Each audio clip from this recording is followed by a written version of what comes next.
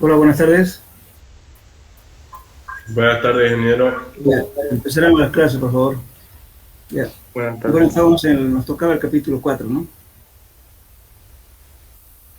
Ya, eh,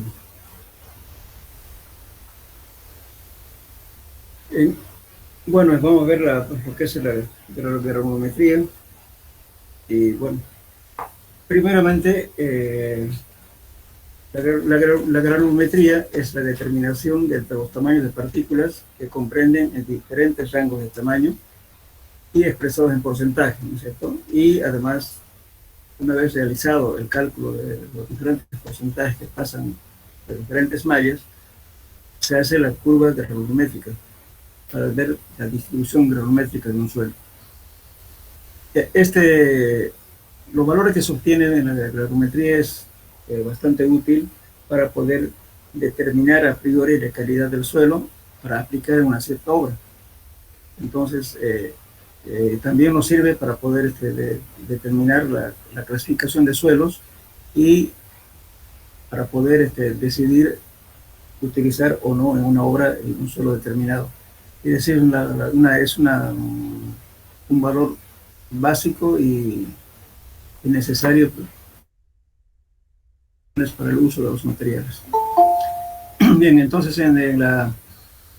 en los suelos se puede determinar diferentes tamaños, como ser los bolones, que son ya poco mayores que las gravas. Tenemos las arenas, limos y arcillas. Bueno, algunos inclusive lo clasifican arcillas y arcillas coloidales, pero aquí hablamos generalmente de arcillas.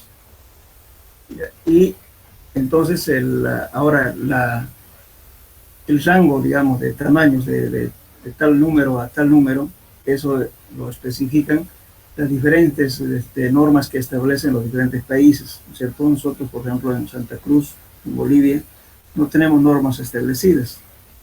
Entonces estamos usando normas de las normas ASTO, y a veces las personas que estudian en Argentina, por ejemplo, usan normas IRAN, o en Brasil NBR, y si estamos en Alemania usarán normas DIN, en fin, cada país tiene sus propias normas. Pero nosotros más estamos acostumbrados a usar las normas ACTM y las normas ASTO.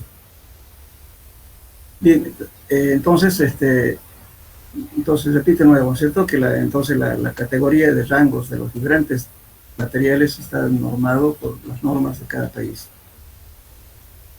En la granulometría se pueden presentar tres casos. Uno que es suelo bien graduado, como lo pueden ver en este esquema.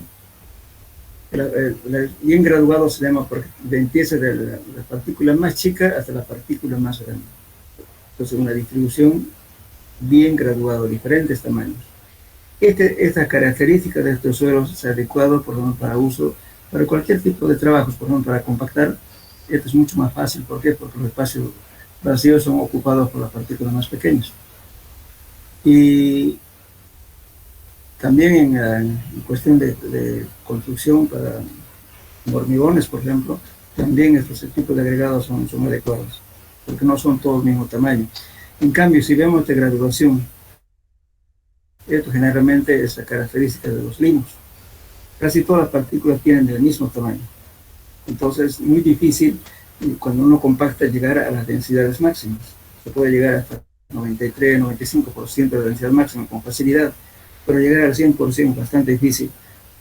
Por eso muchas veces cuando se compacta este tipo de material se utilizan compactadoras combinadas, pata de cabra y rodillo liso, para compactar este tipo de suelos.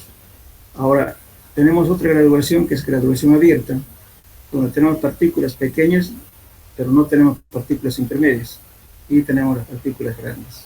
Entonces, esta es la graduación abierta, falta el tamaño de las partículas intermedias. Bueno, la granulometría se puede realizar por diferentes métodos, como es el método mecánico y el método hidrométrico. El método mecánico es para suelos que son partículas mayores a la malla número 200. Pero si tenemos partículas mucho más pequeñas, entonces hay que usar el método de hidrómetro. En el método mecánico hay dos variedades que se puede hacer, como podemos decir, va a depender del diferente tipo de tamaño. Uno que es tamizado directo, otro por método de lavado. Por ejemplo, acá nos dice, si el material pasa la malla número 10 en porcentaje mayor del 10 o 15%, entonces necesariamente tenemos que lavar la muestra. Y para ello se toma un tamiz número 40 o si queremos proteger la malla 200, hay que poner otra malla más abierta. De repente tiene granos de gravas o grevilla. Entonces ponemos una malla número 20, número 30, después la 40, o bien el número 4 de protección a la malla 200. Porque si le damos, digamos, partículas gruesas en la malla 200, se arruina la malla 200. Entonces, la malla que se pone antes de la malla 200, simplemente para proteger la malla.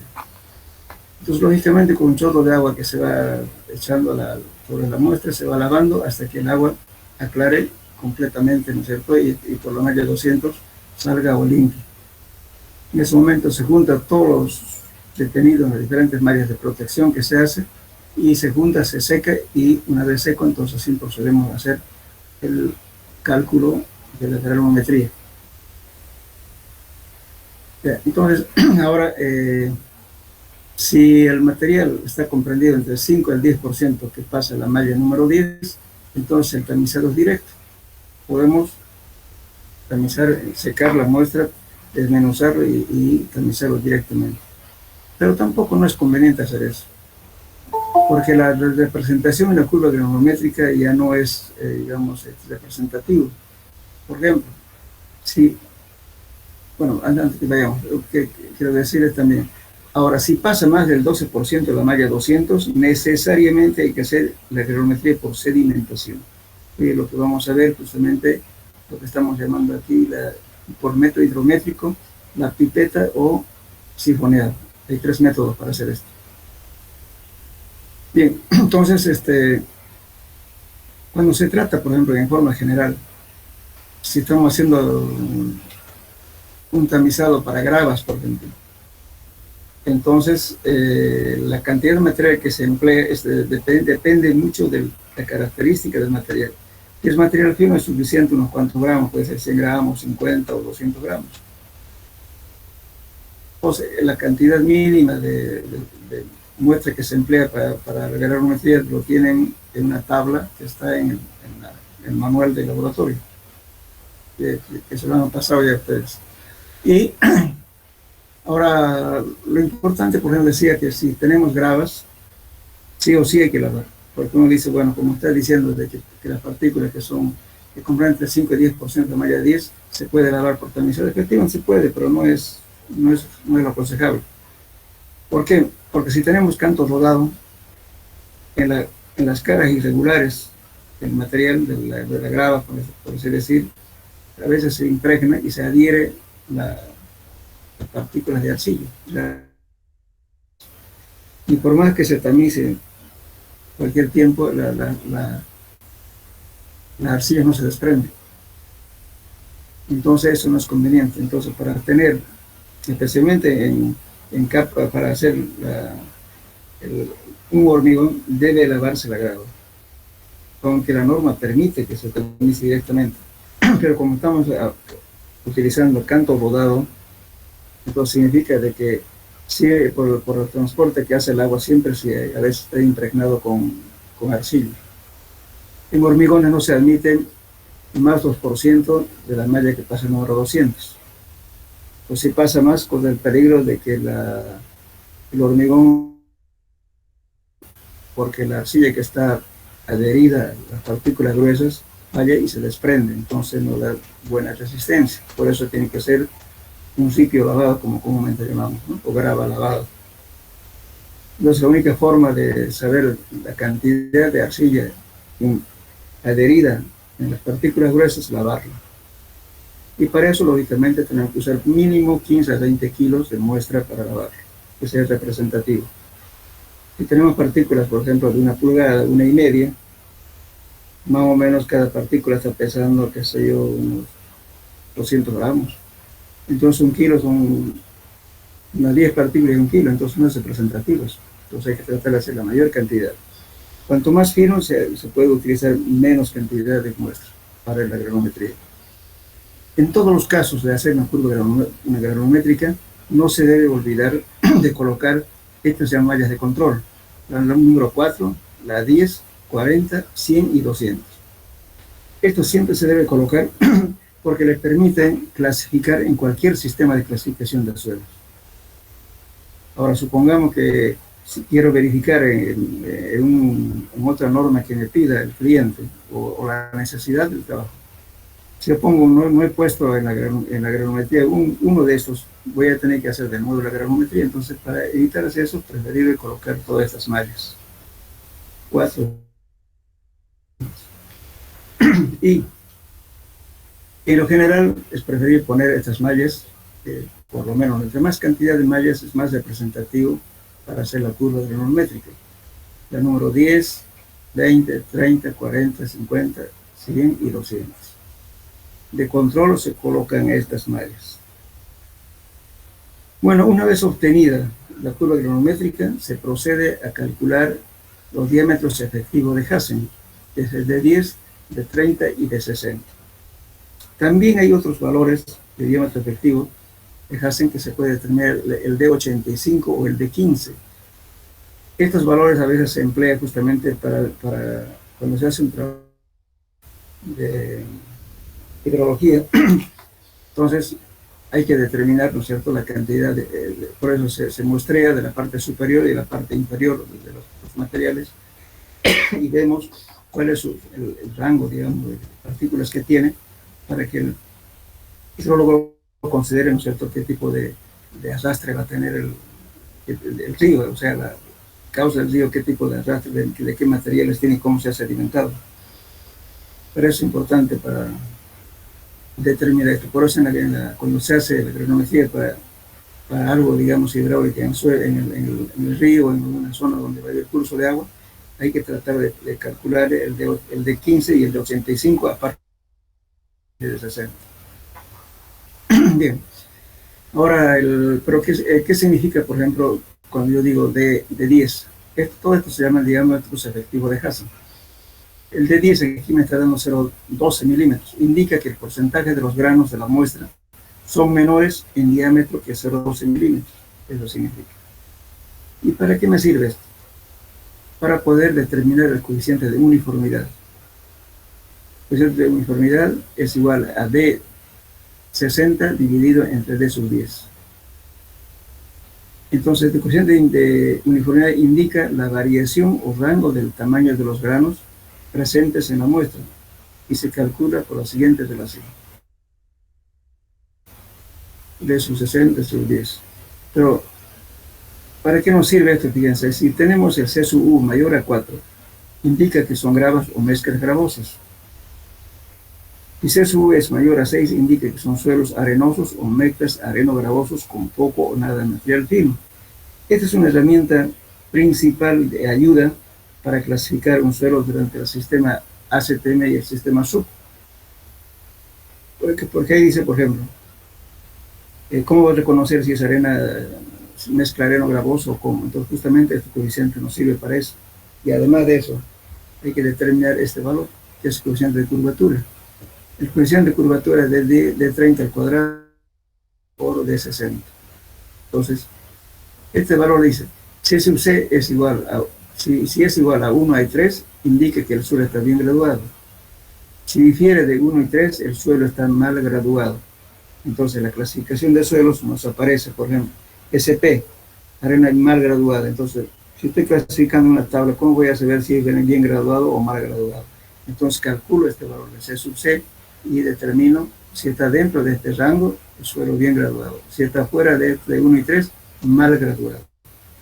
De ese modo, es una ayuda para poder identificar los suelos dentro de la clasificación sub y hasta.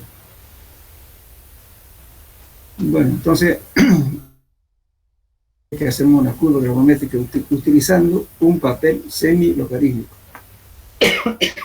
Aquí tenemos escala normal y escala logarítmica. Entonces, en este sistema Fíjense, estamos haciendo tres tipos de curva.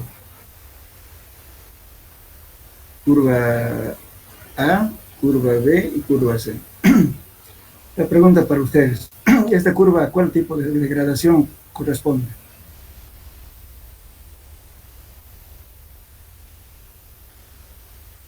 Les mostré una figura. ¿Cuál creen que es? A ver, lo voy a mostrar. ¿A cuál de ellos corresponde? La curva A. Suelo bien graduado. Suelo bien graduado. Así es. Entonces, esta curva por eso está bastante alargada con diferentes tamaños de partículas. Ahora, la C, ¿a cuál equivale? ¿A cuál de estas curvas? A ver. ¿A esta o a esta? ¿Cuál? Abierta. Relación abierta. Exactamente. ¿Por qué? Porque le faltan partículas intermedias. Entonces, es casi vertical, fíjense, la recta, ¿no? Entonces, como está diciendo ya de entrada, uno puede decir este suelo está falta de graduación. Este suelo es uniforme, graduación uniforme, porque casi todas las partículas son del mismo tamaño. Y esta es la curva que es bien graduada, los suelos son diferentes. Si tengo este tipo de suelos es bueno para utilizar en cualquier relleno, es fácil de compactar. En cambio, esta es difícil de compactar. Eso de entrada, como ven, visualmente nos está diciendo qué tipo de suelo es. Aparte de eso, las mallas que les decía a ustedes, ¿por qué estoy usando la malla de control 4, 10, 40, 200 y 100? Fíjense, la grava, de acuerdo, esta es una clasificación que está dentro de normas CTM, pero además también está entre el dibujo. Es fácil determinar, por ejemplo, qué tipo de suelo es. Todo lo que queda retenido en la malla número 4 se considera grava. Pues todo este rango de acá de la 4 a la número 100 es arena. Y de la 100 a la 200 es limo. Lógicamente más allá de todo lo que es menor a esto y es arcilla. Por eso es importante eso, todo lo retenido en la número 4, aquí tenemos la malla número 4, en este rango es grava, aquí es arena, aquí es finos. Los finos están comprendidos los limos y las arcillas. Por eso, sabiendo solamente los porcentajes de arena, porcentajes de finos, nosotros podemos darnos cuenta qué cantidad de finos tiene y qué cantidad de arena en el cúmulo de rama métrica. Bien.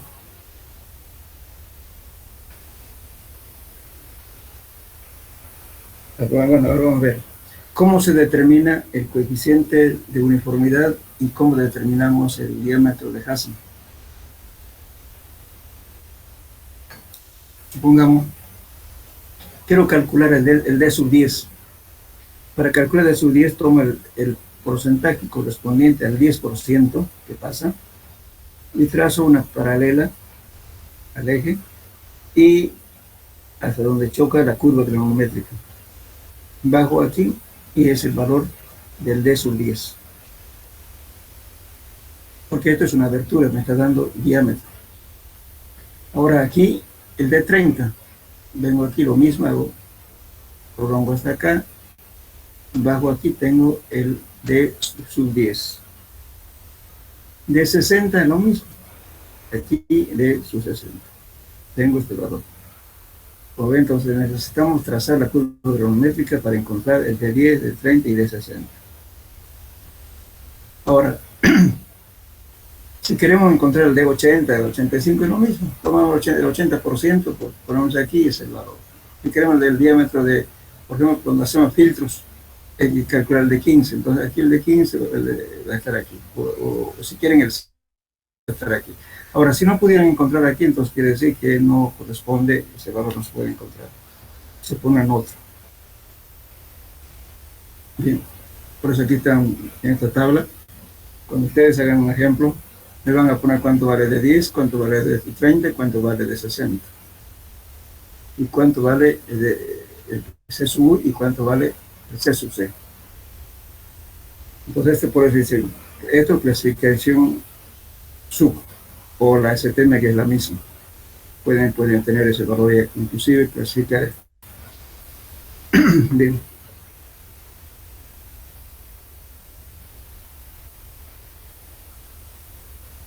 Ahora, ya. Pero no lo vamos a hacer este asunto porque hay pequeñas horas que les voy a dictarla. No, por favor, hagan una tabla como esta. Número de tamiz, pesos detenido acumulado, pesos detenido en cada tamiz, por cientos detenido y por ciento que pasa. Hagan la misma escala, háganse una tabla, por favor. Les voy a dictar valores, vamos a calcular.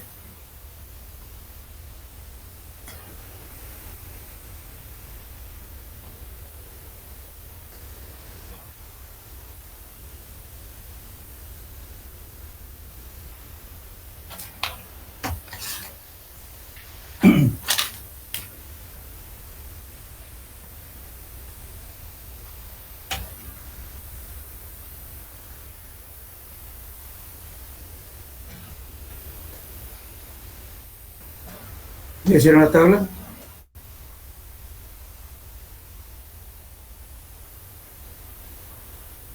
Todavía. Ya, háganlo.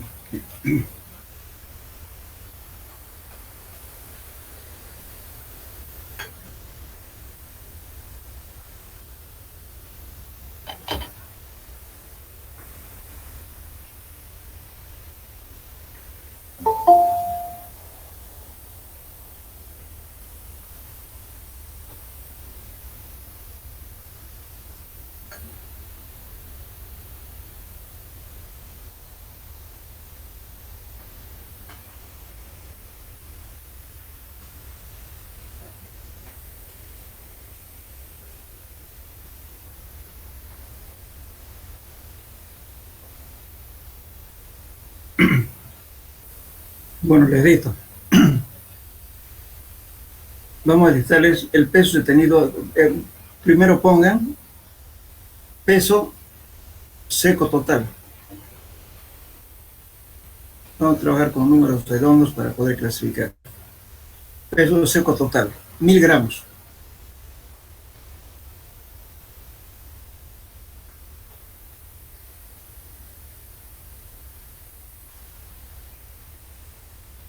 Peso seco después de lavar, 700 gramos.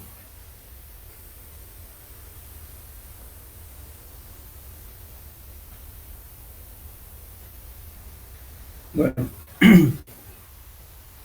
ahora les voy a dar el peso detenido acumulado.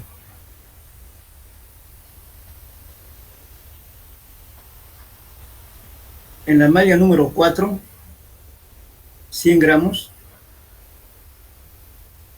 En la malla número 10, 150. En la número 40, 200. En la número 50, 400. En la número 100, 650. En la número 200, 690. En la base, 695. Ingeniero, ¿Sí? Sí. está un poquito mal mi señal de mi internet. ¿Será que lo podría volver a repetir, por favor? Ya, no hay problema. Le voy del principio, ¿ya? La número 4, 100. La número 10, 150. La número 40, 250. La número 50, 400. La número 100, 650. Y la número 200, 690. Y la base, 695.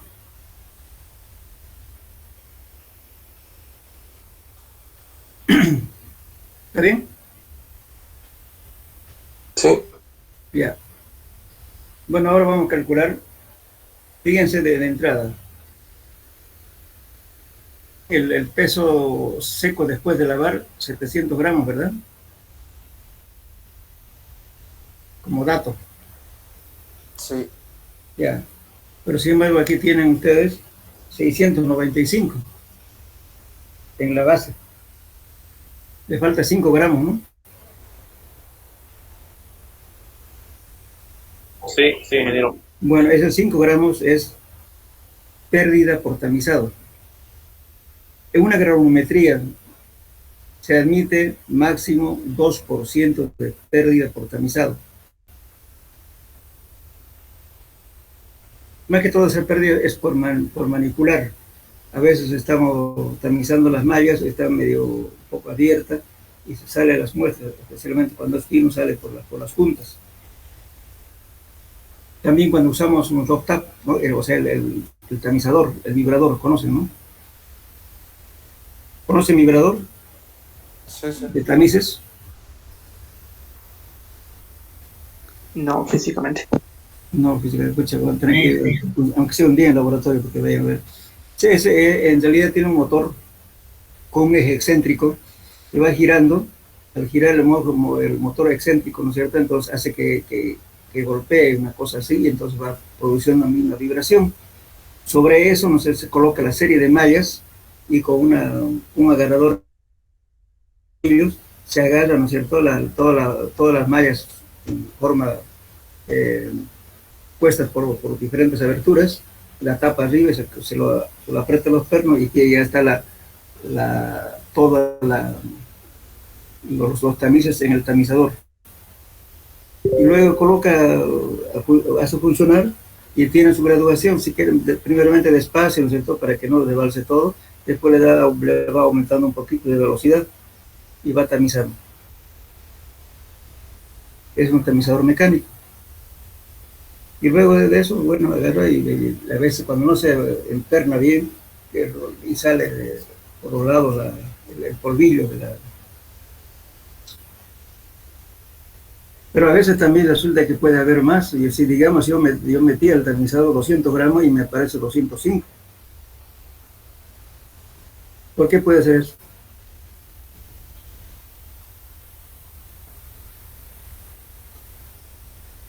¿Se dan cuenta, no? Yo agarro, tengo suelo 200 gramos y resulta que mi resultado final, la sumatoria, me va a dar 205.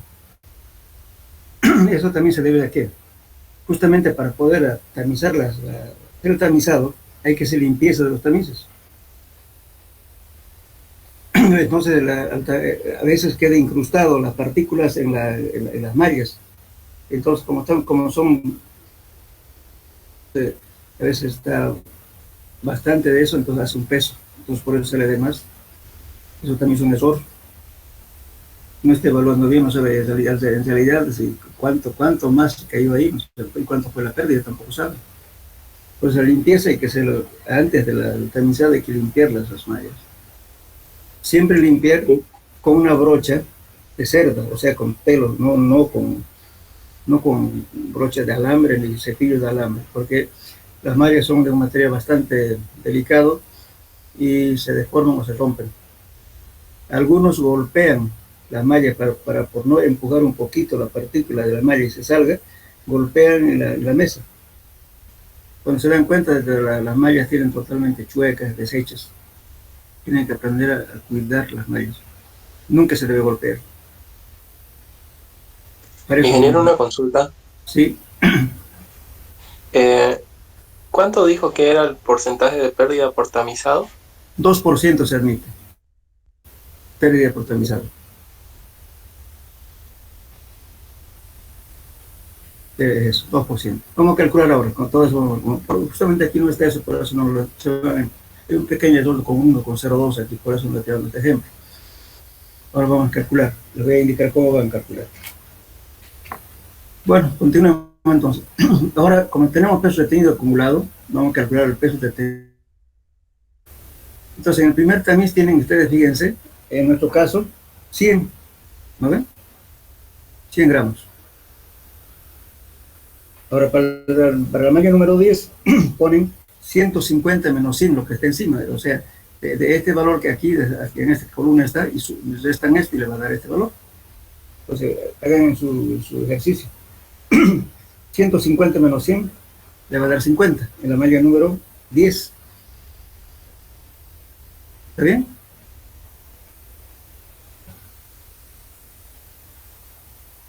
En la columna de peso retenido acumulado en cada tamiz. Sí, el peso que tiene acumulado tienen todas las mallas. ¿No ves lo que están ahora sacando? Pesos retenido en cada tamiz. Esto en gramos, por favor. Esto también en gramos. Póngale gramos acá. Y también gramos.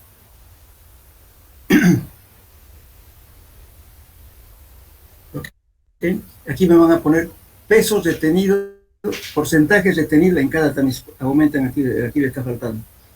Porcentajes retenidos en cada tamiz. Ya. Ahora estamos calculando pesos retenidos en cada tamiz. Entonces, como tengo este peso aquí directamente 9.10, entonces en nuestro caso es 100.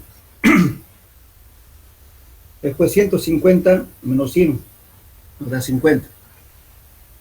¿Está bien? Número 10. Ahora para el mayo número 40. 250 menos 150. 100. Vayan calculando. Después, en la 50, 400 menos 250, le va a dar 150. Después, en la número 100, 650 menos 400, le da 250. Y la malla 200, 690 menos 650, le da 40. En la base, 695 menos 690 le da 5.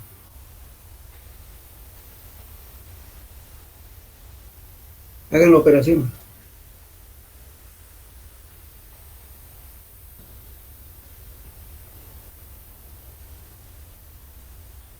¿Ya? Si no sabe, alguien que tiene dudas, no nos saca, entonces hable para que limpiemos, luego no sale.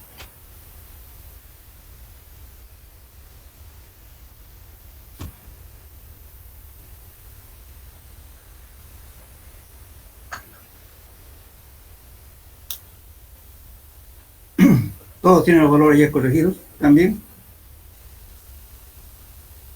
Ya, entonces pasamos a la siguiente casilla. Aquí está diciendo pesos retenidos en cada tamiz. Ya hemos calculado. Ahora por cientos retenidos en cada tamiz. Vamos a sacar el porcentaje. Es una regla de 3. Vamos a decir que el peso total, en este caso, era 1000. 1000 es 100%. Y el peso retenido en una malla es X. Entonces, despeguen el X. ¿Cómo va a quedar? Entonces va a ser, entonces vamos a ir por columna, entonces ahí van a colocar sumatoria de los pesos retenidos en cada tamiz, dividido entre el peso total multiplicado por 100. Le dan su formulita. Eso sale de una regla de 3 simple. Repito, para que calculen el porciento retenido en cada tamiz, pongan igual a la sumatoria de los pesos retenidos en cada tamiz dividido entre el peso total, todo eso multiplicado por 100.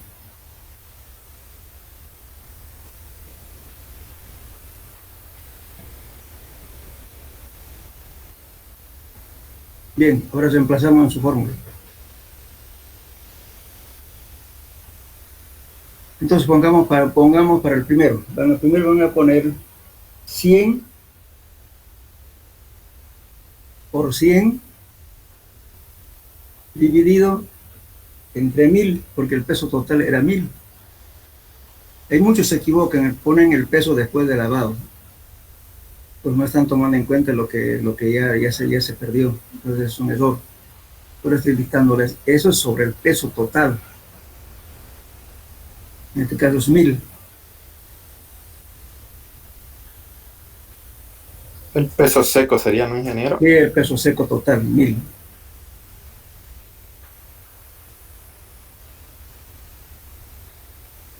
Muy bien. Entonces empecemos. Para el primer caso de 100, ponen 100 por 100. Eso le va a dar 10.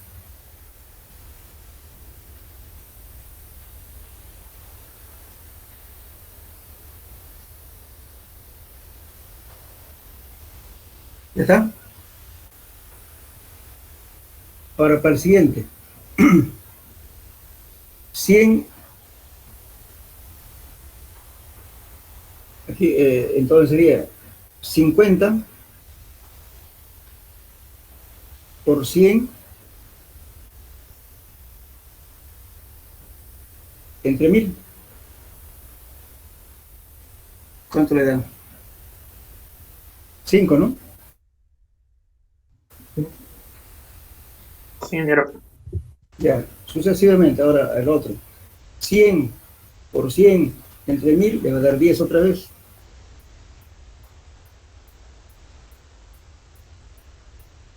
Ok, ahora para la malla 50. 150 por 100 dividido entre 1000 le va a dar 15.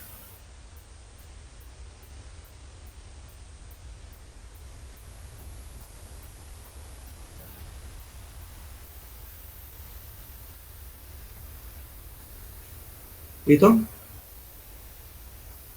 Hagan la operación, por favor.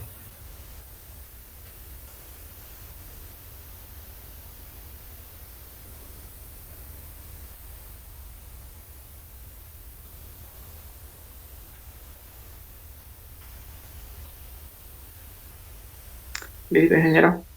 Ya. Ahora vamos a poner 250 multiplique por 100 divida entre 1000.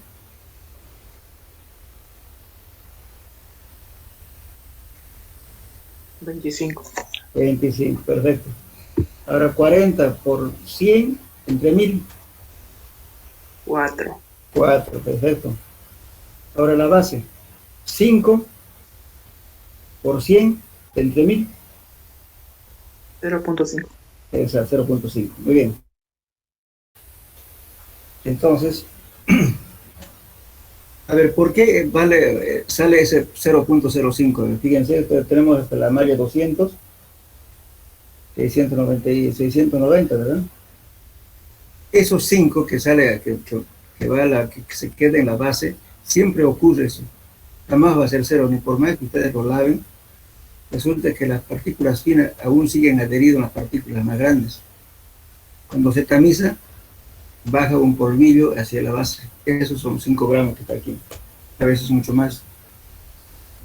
Si da 0, es medio mentiroso, porque rara vez va a ocurrir eso. Siempre por lo menos 1 gramo o 2 gramos baja a la base. ¿Ya? Entonces en este caso nos bajó 5. Bien. Ahora vamos a calcular el porciento que pasa. Si pasara toda la muestra sería 100%, ¿verdad? Ahora, pongan su fórmula. El porciento que pasa, igual. El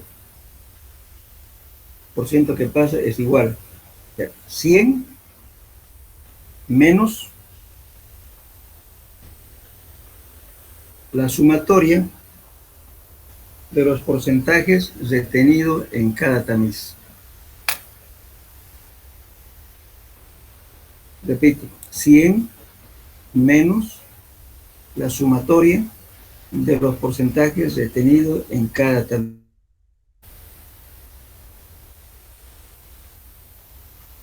Ya. Hacemos entonces para la primera, para la malla número 4.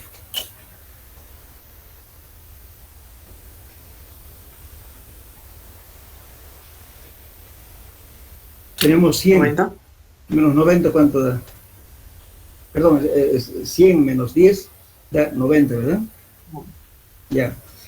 Ahora, para la malla número 10, 10 más 5, 15, ¿no? 100 menos 15, ¿cuánto da? 85, ¿no?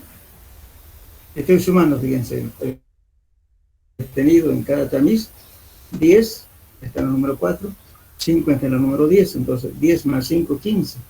100 menos 15, 85.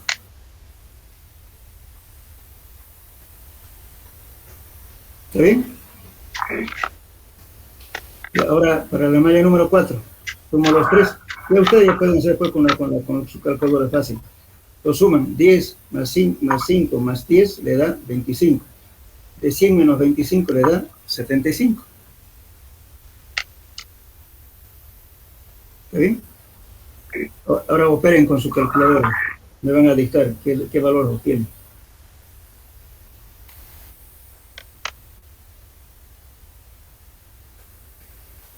Y han hecho 3 casillas. Lo demás es la misma secuencia.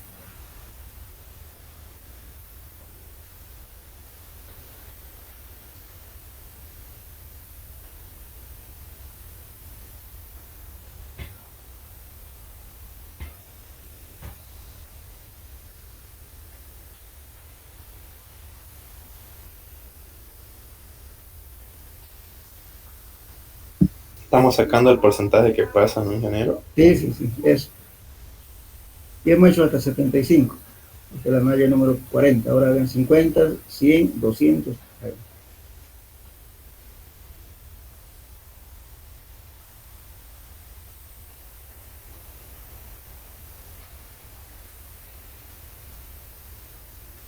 Usted la fórmula en el porcentaje que pasa dijo 100 menos porcentaje retenido en cada camino. Menos la sumatoria de los porcentajes.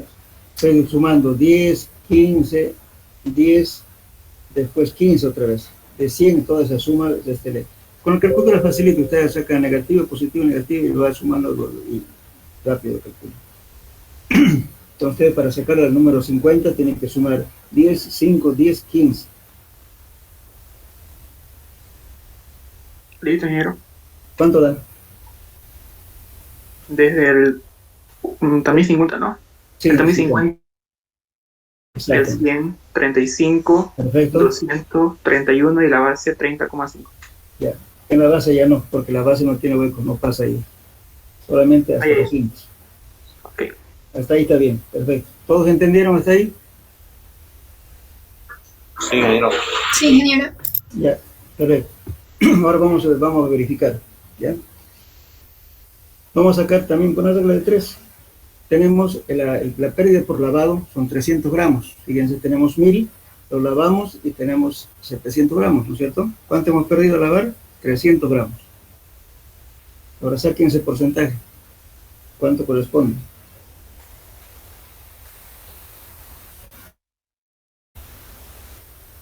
Por la regla de 3.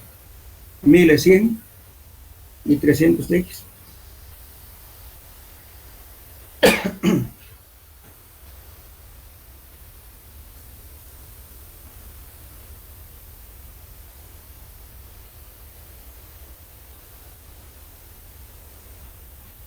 ¿Cuánto le da el pérdida por lavado? 30%. 30%, ok. Muy bien. Entonces usted tiene, aquí, fíjense, aquí tiene 31, ¿verdad? Y entonces ya con 30, ¿qué le va a quedar? Solamente 1 que le falta, ¿no? Y bueno, la sumatoria tiene que ser 0. En este caso le sobra todavía 1 gramo, porque 31 menos 30 le da 1. Ahora toma en cuenta el porcentaje la pérdida que tuvo por lavado, perdón, por tamizado.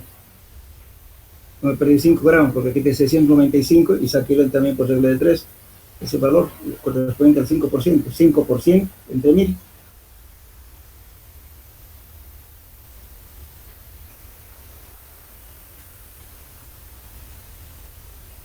Entonces va a ser 100 menos...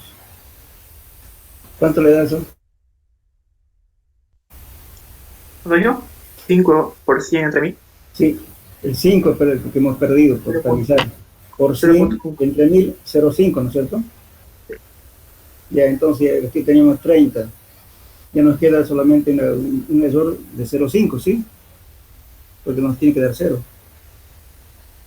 Eso 0,0 ha sido pérdida por, fíjese aquí, en la base bajó 0,5 gramos también, ¿cierto? Fíjese en la casilla de la base.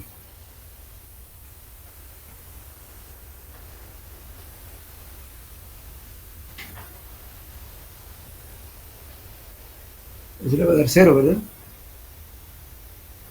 Esto más toda la suma del porcentaje que tenga en cada tamiz, súmenlo, le pone más 0,5. ¿Cuánto va a dar? 100 le va a dar. otra forma. Y uno también la puede comprobar, como en este caso estamos comprobando. Aquí nos da el porcentaje que pasa 31. Pero sin embargo, con los 30 que tenemos solamente nos sobra uno. Y 0,5 por pérdida por tamizado y otro 0,5 por lo que quedó como polvo ahí que dijimos, entonces total son 0. O la otra forma es sumar la columna del porcentaje detenido en cada tamiz. Súmenlo a ver, 10 más 5, 15, más 10, 25, más 15, 40, más 25, 65, más 4, 69, 69 más 0.05, ¿cuánto le dan? 0.5, ¿no? O 0.05, 0.5, ¿no? 0,5. Ya, entonces 0.5, ya, aquí 0.5. Entonces le da, ¿cuánto? 99.5, ¿no? No, 69.5. 69.5 ya. Y más 5 por pérdida por tamizado, 70. 70. Y el 30% que pérdida por lavado, Eso es así. coincide, ¿no es cierto? Sí. Bien. Bien hecho. Es la forma de comprobar. Ahora, si la pérdida por tamizado le da más 2%, es recomendable hacer el tamizado. Pero lógicamente, como recomendación, siempre las mallas hay que lavarlas o mejor dicho, limpiarlas antes de empezar a hacer tamizado. Bien, entonces ya hicieron esto. Ahora vamos a ver lo que es Me olvidaba decirles, a ver. Por ejemplo, seguramente ustedes conocen ya las mallas en otra materia, ya lo han hecho. Y decimos, por ejemplo, la malla corresponde a 3/4 de pulgada, 1 pulgada, 2 pulgadas, 1,5, 3 octavos, 3/4, etcétera, ¿no? Después viene el número 4, número 10, número 30, y a mí el número ya no está dando la abertura, porque los demás están dando la abertura de la malla. Entonces la partícula que pasa es esa malla. Y ahí está ya con el diámetro. Pero donde empieza el número ya no habla de diámetro, habla de números. ¿Qué significa eso?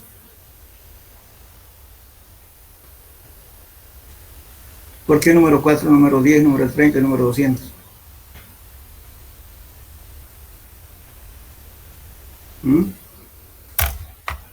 Resulta que la granulometría de un suelo varía logarítmicamente. Por esa misma razón, utilizamos una escala semilogarítmica. Aquí estamos en escala logarítmica y aquí en escala natural, normal. Entonces aquí estamos variando los diámetros, variando logarítmicamente. Entonces si digo número 10, significa 10 aberturas en una pulgada cuadrada. Si digo número 40 aberturas en una pulgada cuadrada. Entonces eso está diciendo números. Entonces la representación gráfica de una curva granulométrica de suelos no se traza con escuadra ni con regla. Se traza con una cercha, conocen cercha, ¿no es cierto? Para dibujar pues es una forma geométrica media curveada. Entonces, entre más puntos nos va a dar mayor representatividad. Entonces, esta cosa no es una recta. Solamente se hace con rectas acá. Se traza cuando tenemos definidos los tamaños de las partículas. Por ejemplo, en una curva de especificaciones por hormigón, le damos una faja. Ya sea, dicen, bueno, entonces estamos buscando el material que vaya por medio de la faja. Entonces, ahí sí, como están ya los diámetros definidos, no importa, le ponemos con una escuadra, ¿no es cierto? Y lo trazamos rectas. Pero en suelo no es así. Es ya sea elíptica o parabólica, la curva, no es recta. Por eso es siempre la representación de una curva. Es a veces difícil hacer una ecuación para que nos dé esto, concepto, porque la variación es, como le digo, logarítmica. Fíjense de aquí de 100, por ejemplo, pasa a una abertura de 0.01 milímetros. Aquí tenemos 100 milímetros. Pues la variación es por esa razón, la representación gráfica no puede ser una recta. En hormigones sí se admite porque estamos dando ya los puntos definidos de la curva de especificaciones. Entonces, nosotros hacemos de un punto a otro con un recto, en fin. Eso es. Pero en suelos no se puede hacer eso. Bien. Entonces ahora veremos, esto es lo que hemos visto ahora, es el método mecánico o por método de muestras lavadas. Siempre es recomendable hacer eso. Preferible lavarlo, se tarda más tiempo, pero es más representativo la curva. Ahora vamos a ver para suelos finos, ¿cierto? Aquí nos está diciendo, aquí, perdón, aquí a ver.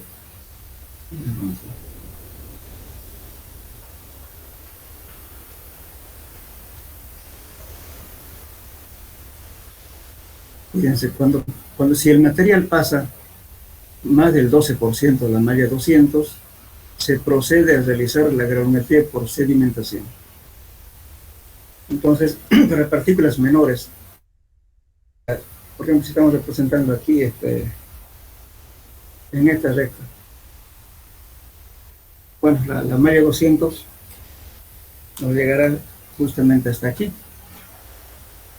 Pero ¿qué hay para acá? Ya no medimos. Pero sin embargo hay partículas finas, hasta aquí no llegamos. Entonces, por hidrometría, por el método de sedimentación, podemos prolongar esta curva con partículas mucho menores. Bueno, este de hidrometría tiene, por ejemplo, cuando se hace una evaluación para estudios, por ejemplo, de sedimentación para presas, un río, por ejemplo, ¿no es cierto? Porque hay que ver los elementos que lleva. Porque el cauce del río lleva en 3 etapas, ¿verdad? Todo el material liviano flota por arriba, y las partículas intermedias por el medio del cauce, y las partículas pesadas van por abajo. Entonces, cuando se va a trabajar una evaluación de sedimentación y pronosticar en cuántos años se puede colmatar ese vaso donde vamos a embalsar el agua, entonces hay que medir estos finos que llevan. Pues del turbión se agarra una muestra, ¿no es cierto?, de un balde, y luego se procede a filtrarlo con papel filtro especial y determinar, sacar todos los... Hacemos la granulometría, qué tipo de partículas lleva. Eso se hace cuando se hace un estudio para ver, por ejemplo, decir, bueno, en cuántos años se va a llenar, qué sé yo, de sedimentos un río, por ejemplo, porque el río está llevando un turbión. ¿Cuánto de material acarrea? ¿Qué tipo de material? Para esas estimaciones se hacen pruebas en la época de estiaje, cuando el agua es normal, y cuando llegan turbiones. No es nomás agarrar un parámetro y decir como loco, ¿no? En tantos años se va a llenar esto, no es así. Hay que estudiarlo. Y para eso usamos justamente también este método de sedimentación, ¿no? El método de hidrometría, que son para suelos finos. Entonces, por eso, cuando se hace un estudio para represa, hay que hacer ese tipo de estudios. ¿Qué acarrea abajo, en la base intermedia, y por último en la parte superficial? Todos los sedimentos livianos van arriba, normalmente. Bien, ahora vamos a ver entonces el otro método. Aquí está.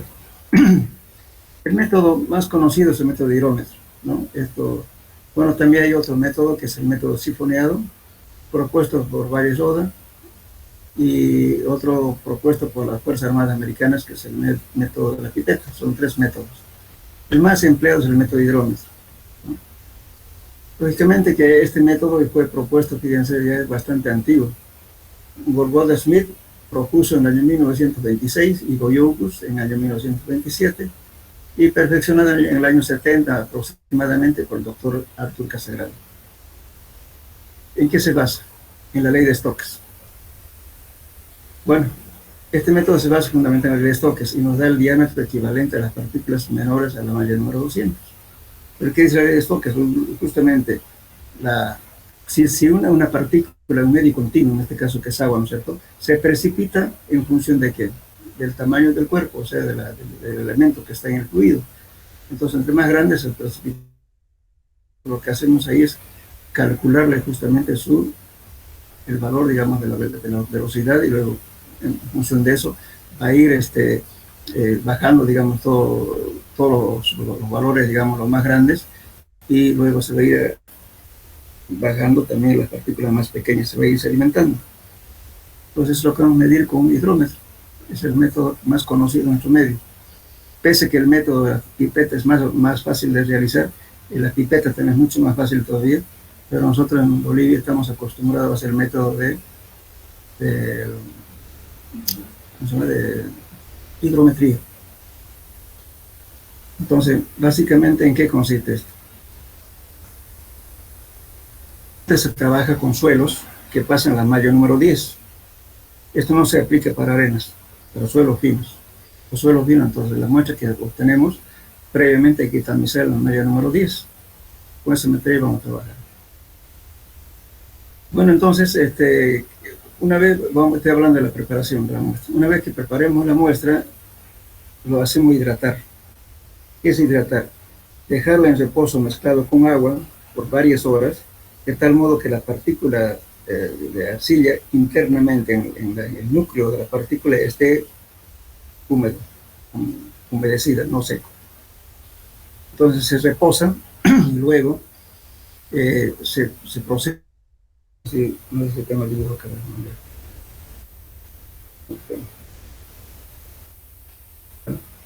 Se mezcla con una espátula, luego con una batidora de jugo,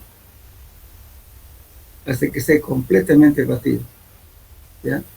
Una vez realizada esa operación, entonces colocamos la muestra en un recipiente, que es este.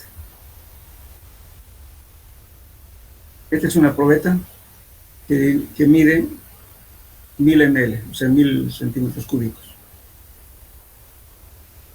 Lógicamente que la muestra que vamos a colocar acá en este recipiente, la solución que tiene este dispersante. Ese dispersante es es cuadrofos, o llamado también silicato de sodio. No, hexametamosfato de sodio. Su nombre común para vender es cuadrofos, pero su compuesto químico es hexamesfato de sodio. Si no hubiera hexametamosfato de sodio, se utiliza silicato de sodio. ¿Saben qué es silicato de sodio, no? Eso es fácil de conseguir, pero no es tan bueno como el hexametamosfato.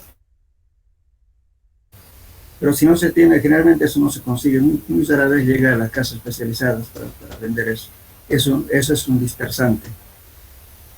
¿En qué consiste el dispersante? Resulta que las partículas que están floculadas entre sí, juntas, los dispersa, los separa, las hace completamente suelto. Esa es la dispersión. El silicato de sodio en realidad es lo que conocemos comúnmente la sal inglesa.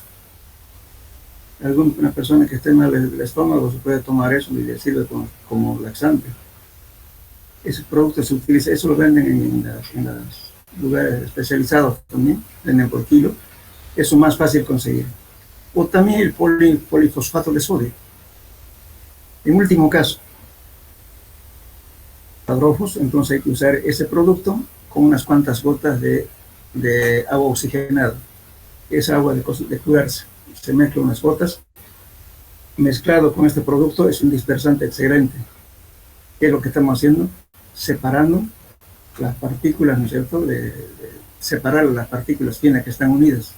Nos interesa que estén totalmente separadas para que la viscosidad del fluido aumente y medir justamente la sedimentación mediante un aparato que se llama hidrómetro. Entonces, primeramente, luego de preparar la muestra y mezclarla muy bien, se pone en la probeta el dispersante hasta una altura X. Luego se le vierte la muestra a la probeta y se tapa esta parte, ya sea con corcho, con goma o bien simplemente con la mano, con las palmas de la mano, y se lo bate así como haciendo jugo de tamarindo, o sea, por todos lados, ¿verdad? Durante unos 3 minutos. Entonces, eso ¿para qué? ¿Con qué motivo se hace? Es justamente para que el fluido esté totalmente dispersado aquí con la muestra. Una vez realizado eso, entonces le echamos más el fluido hasta la altura que marca los 1000 ml. Una vez hecho ese cronómetro, es un bulbo de vidrio con una escala. Lógicamente hay que saber qué tipo de bulbo estamos usando para hacer las correcciones. Entonces lo colocamos acá, y cuando ya el fluido está con el suelo, entonces esto va a flotar por la viscosidad. ¿Qué es lo que vamos a medir? Justamente en esta escala, que se está cuando ya las partículas se van precipitando acá, entonces la viscosidad de este fluido va disminuyendo. Entonces estamos midiendo eso con esta escala. ¿En qué tiempo se bajó esta escala? ¿En qué tiempo? Entonces, cuando está bien viscoso, este hidrómetro flota más arriba. Y cuando se va precipitando, lógicamente se va hundiendo. Entonces, eso es lo que estamos midiendo, esta escala de acá. Bueno, lógicamente que este ensayo, lo que hacemos, ¿no es cierto? Se va a hacer, primeramente van a caer las partículas más grandes, luego las más finas sucesivamente. Entonces, para hacer este ensayo tienen que leerlo, está paso a paso el ensayo en el manual de laboratorio, que estoy simplemente simplificando lo que se hace. Luego vamos a medir justamente este valor del menisco, que hay que medir, hay que corregirlo, y también corregir por temperatura. Cuando la temperatura del fluido está diferente a 20 grados centígrados, entonces hay que hacer corrección por temperatura. Si uno no quiere corregir, entonces a este recipiente con el fluido se le pone en un recipiente en baño María, grados centígrados. El agua de grifo se lo coloca unos cubitos de hielo para bajar a 20 grados centígrados, porque el agua en Santa Cruz tenemos 26 grados centígrados, es el agua que sale de un pozo, el agua común, de aproximadamente 26 grados. Entonces se le pone unos cubos de hielo hasta bajar a 20.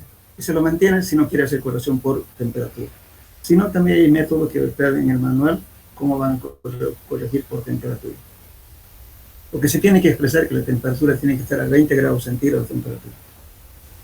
Entonces, con eso que calculamos, justamente,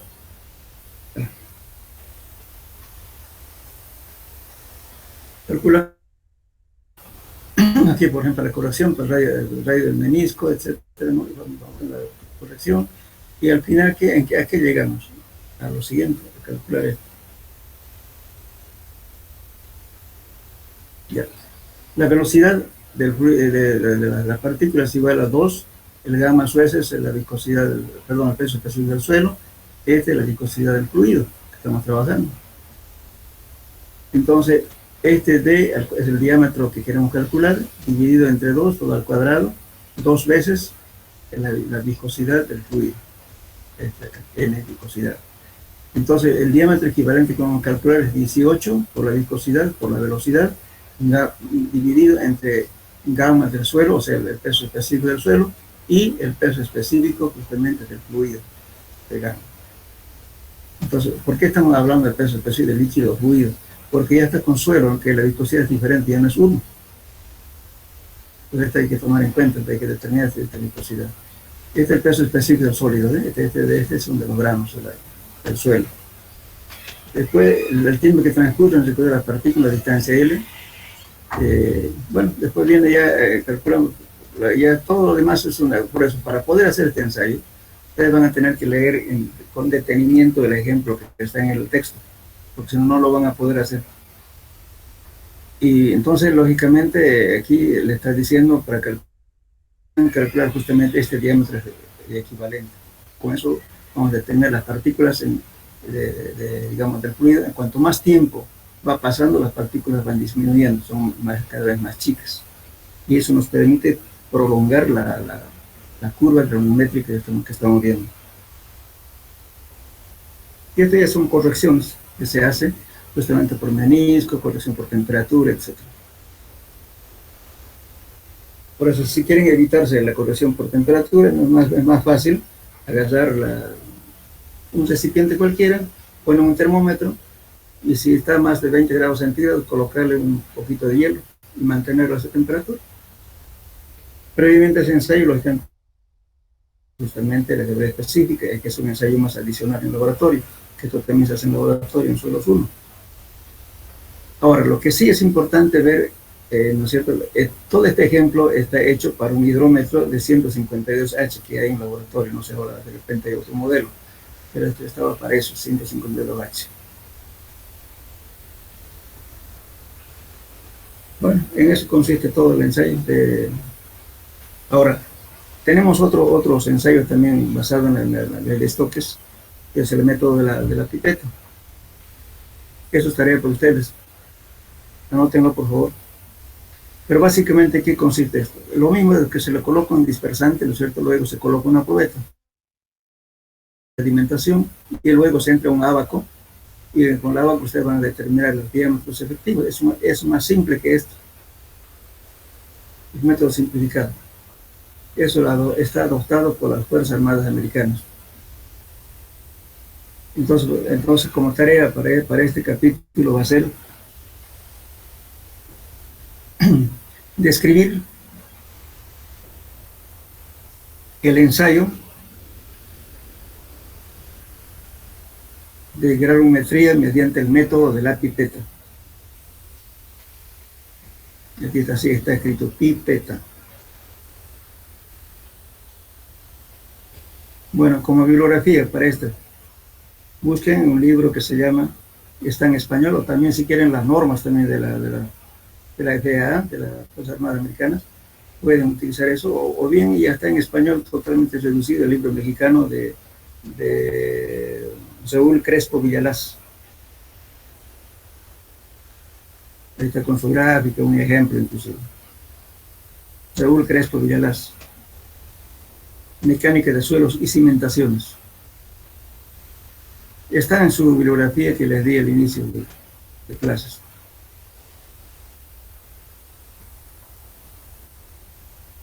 Y van a ver que este método es simple. Los mexicanos han adoptado como un ensayo oficial. Porque no queremos cambiar, pues seguimos con el método de hidrómetro. Es mucho más simple este ensayo. Ahora otro método es el método del sifoneado.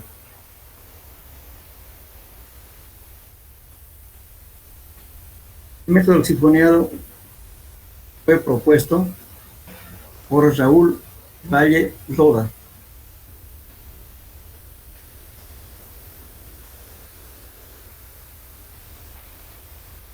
Es un método simplificado del método de la hidrometría. Ese método está descrito en español en un libro que se llama Calles, Carreteras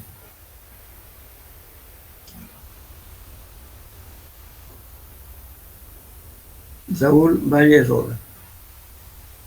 En la parte de anexo está en detalle toda la descripción. No quiero que me escriban todos tampoco, sino se suman el ensayo. Este autor era un paceño, un boliviano, investigador, logró poner su método justamente aprobado por las normas de la norma internacional, especialmente la CTM, la ASTO, etc. Entonces, su libro de él, lógicamente, se editó antes del año 1970. La norma ASTO se llamaba antes ASHO. Ahora se llama ASTO. Entonces, ese está con norma todavía ASHO. Después de ASHO se volvió ASTO. Y también tiene métodos para establecer taludes también. Pero nosotros no lo utilizamos porque, bueno, estamos siempre, ¿no es cierto? Creemos que otra gente que no es nuestra hace siempre lo bueno, pero no es así. Hay gente que investiga y también siempre hacen cosas buenas. Este señor nunca fue reconocido por nada, y sin embargo ha sido un gran investigador. Inclusive tiene métodos de cálculo de pavimentos, tiene todo. Pero ni siquiera lo mencionan eso en carreteras, por ejemplo. Entonces me lo van a hacer ese método del sifoneado, por favor.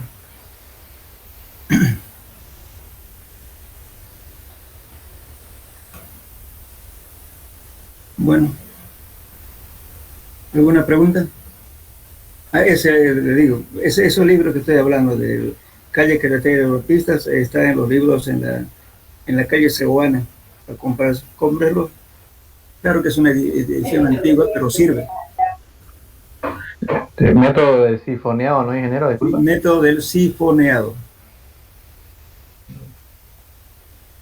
Creo que aquí está escrito en el título.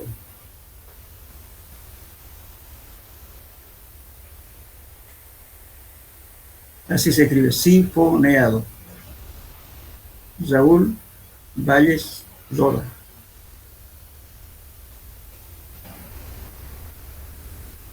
Está en español justamente ese libro. Tiene cosas interesantes el libro. Tiene, por ejemplo, definiciones de los tipos de suelo, qué es una capa base, qué es un limo, qué es arena. O sea, está descrito, comprendo, es bueno para tener referencia. Solamente que es un poquito viejo, pero sirve. Casi lo demás no ha cambiado mucho. Hay varias cosas interesantes. ¿En dónde lo pillamos, disculpe, ingeniero? En la calle Cebuana, ahí pasando la Cañoto, en esa subida. Bueno. No cuesta más de 35. 4 cervezas. ¿O no toman cerveza ustedes? Hola. Es barato, cómprenlo. Hay 2 ediciones, si consiguen las 2 ediciones mejor. En la primera está bien explicado justamente los métodos para calcular, por ejemplo, ¿no es cierto?, las presiones debido, por ejemplo, a los terraplenes, todas esas cosas aplicadas a carreteras. Está bonito. Y ya la última edición ya no lo ponen eso, no sé por qué. Pero ambos sirven.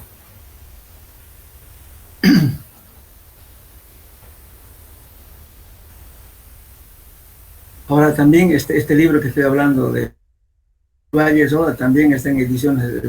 Este libro que le hablo, cómprenlo en edición peruana, que es mucho más barato. Original cuesta más caro.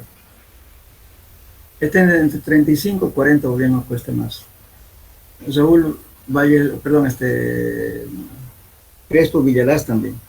Está en 35 o 40 bolivianos.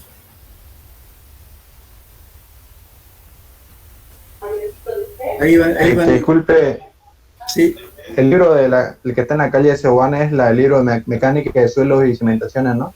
De Crespo Villalaz. Crespo Villalaz, y también el de Valle Roda también está ahí. También había antes donde ven el monumento a René Moreno, en la Centenario. Hay unos vendedores, ahí había ese libro, no sé si ahora están vendiendo o no, con la cuarentena, no sé. Pero ahí yo vi eso, había esos libros. Compren esos libros.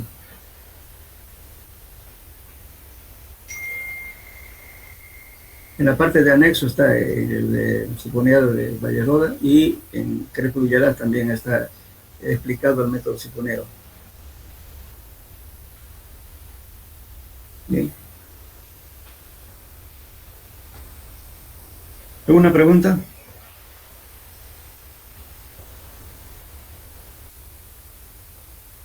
Bueno, entonces la próxima clase entramos al otro capítulo 5 ya, ¿no? Este fin de semana les voy a mandar todo lo que está, los cuestionarios correspondientes al tema 3 y 4.